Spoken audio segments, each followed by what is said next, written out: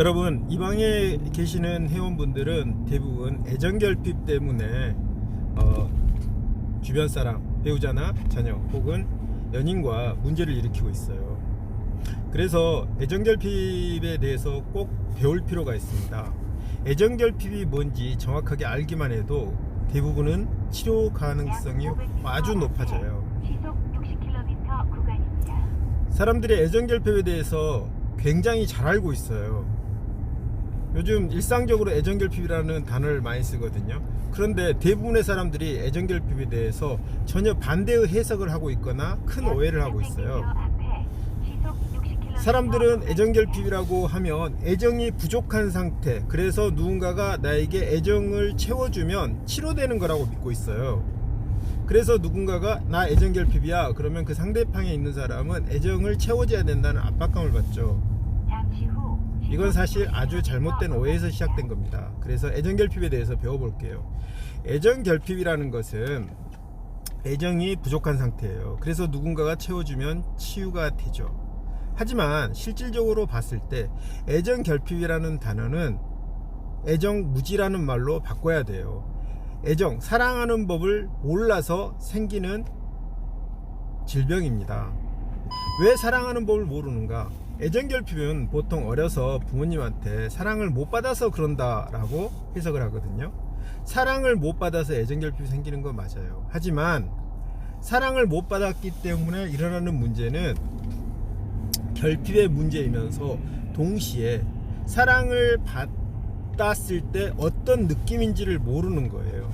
사랑을 받았을 때 어떤 느낌인지를 모르니까, 어떤 기분 좋음인지 그걸 모르니까, 사랑을 받았을 때라는 것은 상대방에게 배려받았을 때 혹은 상대방에게 용서받았을 때, 상대방이 참아줬을 때, 상대방이 나를 향해서 크게 양보했을 때, 상대방이 엄청 불쾌할 것임에도 불구하고 내 기분을 고려해서 자기를 자제할 때, 이럴 때 우리는 상대방한테 배려받았다, 사랑받았다 이렇게 말하는 거거든요.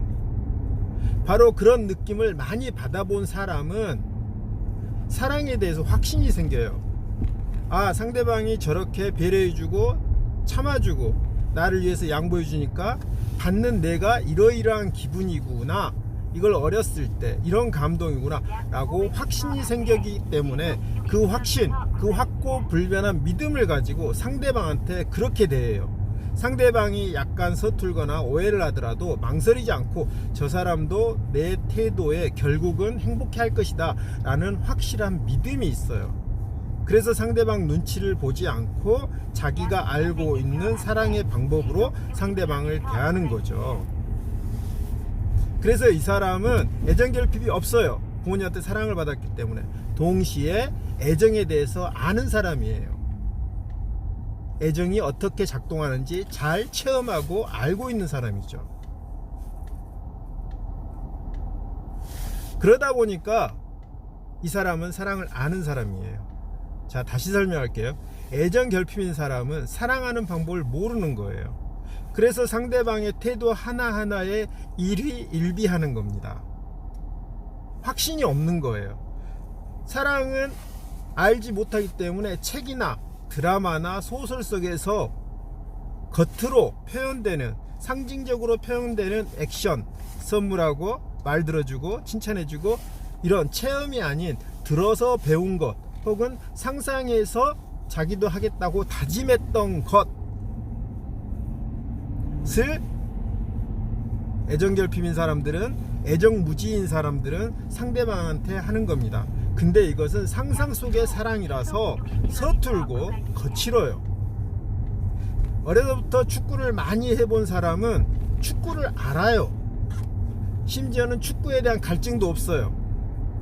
축구 결핍이 아니죠. 왜냐하면 원하면 언제든지 할 수 있는 게 축구니까. 또 축구를 할 때 자신감이 있으니까. 근데 어려서 축구를 안 해본 사람은 축구를 잘하고 싶다는 욕망, 즉 축구 결핍을 느끼는데 실제로는 축구를 모르기 때문에 축구를 못해요. 그래서 스포츠 중계를 보다가 알고 있는 축구,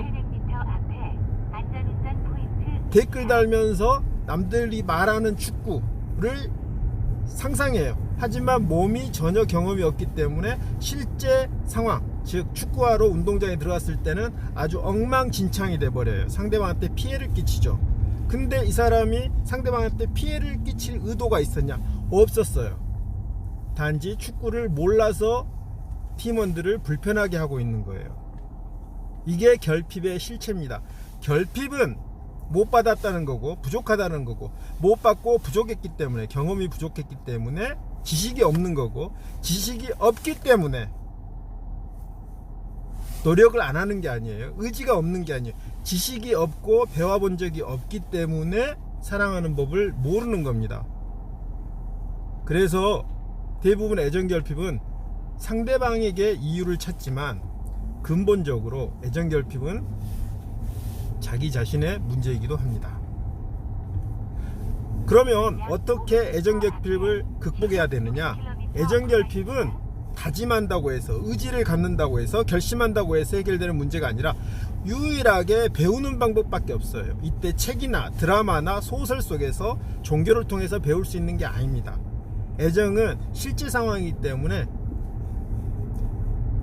애정을 잘 아는 전문가한테 배워야 돼요. 마치 영어나 축구를 배우듯이 학원이나 선생님한테 배워야 되는 거죠.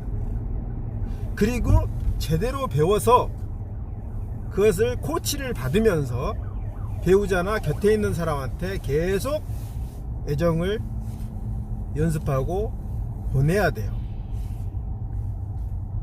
그래서 내가 배워서 내 배우자가 나로부터 애정을 받아야 됩니다. 그러면 배우자가 그 애정의 감동, 상대방이 참아주고 배려해주고 할 때 그 느낌을 배워요. 배우고 난 다음에 나한테 자기가 알고 있는 그 느낌, 그 기분을 나한테도 전이시켜 주려고 노력하는 거죠. 그래서 상호 극복이 돼요. 그러면 여러분들은 이런 생각을 하죠. 배우자가 먼저 애정을 많이 잘하는 사람을 고르면 되지 않겠는가? 라고. 그런 사람은 님을 고르질 않아요. 마치 축구 잘하는 사람은 축구 못하는 사람을 선택하지 않는 것과 똑같습니다. 그라운드에서 아무리 말로 떠들고 축구를 잘하는 척 꾸며도 그라운드에 들어가서 연애할 때 잠깐만 놀아보면 상대방이 축구를 잘하는지 못하는지 금방 알아요. 그래서 축구 못하는 사람끼리 노는 겁니다. 영어 잘하는 사람은 영어 잘하는 사람하고 여행을 하고 싶어 해요. 우리는 영어 잘하는 사람을 따라서 여행을 가고 싶지만, 여행 잘하는 사람은 자기도 여행 잘하는 사람과 여행할 때 편해요. 굳이 여행이라는 즐거운 것을 여행 못하는 사람 끌고 다니고 심부름해주면서 다니고 싶어 하질 않아요. 불편함을 느껴요. 그렇기 때문에 애정결핍인 사람은 애정결핍을 만났을 때 서로 의지가 됩니다. 그리고 서로에게 고통을 주죠. 결국은 애정을 배워서 이걸 극복하는 수밖에 없습니다. 오늘은 여기까지입니다. 앞으로도 애정에 대한 여러가지 이야기를 해드릴게요. 여러분들에게 도움이 될 겁니다. 감사합니다.